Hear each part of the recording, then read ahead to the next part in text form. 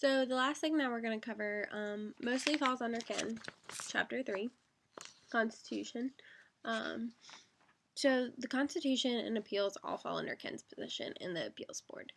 So first of all, you can find a copy of your Constitution in your folder. Please look over it. Please read it. The exec board spent a lot of time revising it this summer.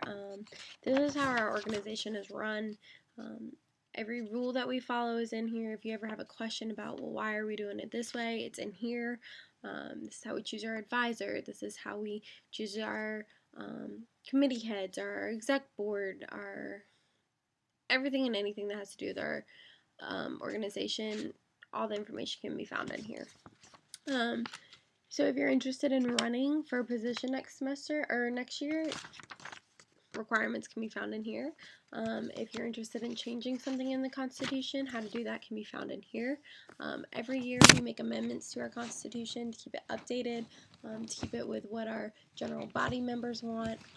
So with that being said, if you read through it, there's something that you don't like, write it down, make an amendment, send it to Ken. We'll bring it back up at the end of the year, and then the whole entire organization will vote on it. So Eunice here is going to help me explain appeals. So you've heard us talk about appeals before, sending in your appeal if you can't make an event, sending in your appeal if you can't make a meeting. So what an appeal is basically written confirmation that you won't be there. This is sent to our appeals board. The email is going to pop up below where you need to send your appeals. So from now on, you'll send it to this email, not to me. And your mentor is going to be here to help you out because appeals can be probably the most confusing thing when it comes to education. So in your folder, you'll find bomb.com appeals. Kind of looks like a little flowchart here. And this is going to help you write an appeal for whatever circumstance you're facing.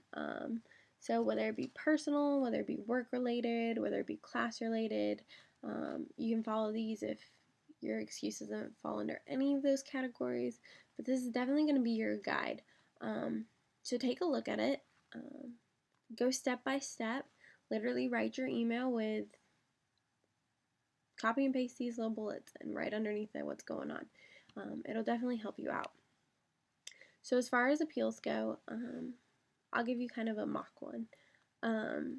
So I'm signed up to work at Free Boot Friday. And all of a sudden I have to go to the hospital because I have Ebola. So what I'm going to do is I'm going to sit down because my top priority is letting ambassadors know I won't be at Free Boot Friday when I have Ebola. And I'm going to let Appeals Board know what's going on with as much detail as I possibly can give them. So I'm going to tell them what event I'm going to be missing. So I'm going to tell them I'm missing Free Boot on November 7th from 3 to 9. It's at downtown Greenville. Here's the contact person. And then I'm going to tell them what's going on. I'm going to tell them, hey, I went to the doctor's office today. Come to find out I have Ebola. I need to go and be quarantined or else I'm going to infect the whole entire campus and kill everybody. So my doctor's appointment is from 4 to 8. That's why I won't be there. I may attach my doctor's note. I may attach my doctor's name. I may tell them when I first found out I had Ebola. I may tell them, here are my symptoms. I may tell them, hey, I've got this person to cover me. I may tell them, hey, I tried to get these people to cover me, but nobody can cover me because I've already infected all of the ambassadors. So nobody's going to be there to cover my event. If there ever comes a time where you have a conflict with class or work and you can't make it to all of the event, for example, I have class until about 3:30 on Fridays, so to my Free Boot Friday I was 30 minutes late because I had class. That's okay. Send in an appeal for those 30 minutes and let them know, hey, I'm arriving late because I have class. The more detail you provide in your appeal, the better. We're all students. We all know life happens. We all know class happens.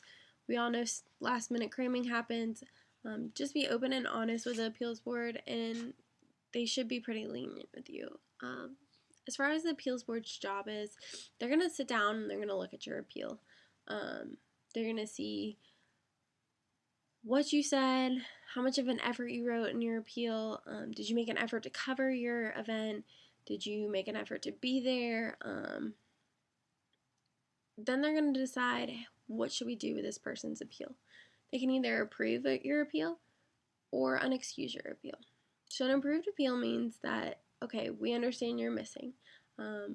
They may give you a few options. You may have to make up some hours because you're missing an event. You may not have to make up any hours if you're missing an event. You may have to make up hours next semester because you're missing an event. But the appeals board will let you know if they want you to make up hours or not.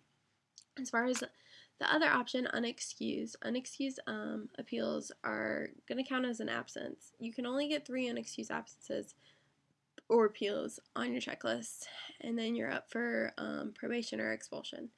You don't want to get an unexcused appeal. An unexcused appeal could be anything from, well, it's Friday night and I feel like laying in my bed and watching Netflix, so I'm not going to go to this event and I'm not going to try and get anybody to cover my event. I'm just not going to show up because I really want to watch Walking Dead on Netflix. That probably won't get excused. Just remember, these are your peers, these are your classmates. They understand, they go through the same events that most of you do. And if you ever have questions about an appeal, you can go and visit Ken, sit down, talk to him about it. Another great thing to do before you send in your appeal is maybe go and talk to your mentor or somebody on exec board or an older member of the organization. Be like, hey, can you really fast just read over my appeal, make sure I'm not missing anything? I can write some killer appeals. You can always send them to me. But that's as far as appeals goes. Last but not least, we got a little bit about tours. There's going to be a link somewhere around here. Click on it, copy and paste it, pause the video, copy, paste it. I'll include it in the email as well. Go watch this video. It was made by Kirsten and Chris Battle. It's a little bit about tours and handling awkward questions, but what I need you guys to do is go online. We added 2 more tour spots, tour training spots, one on Monday and one on Saturday. You need to sign up for tour training. There is a tour manual in your folder. Look at it, start reading it over.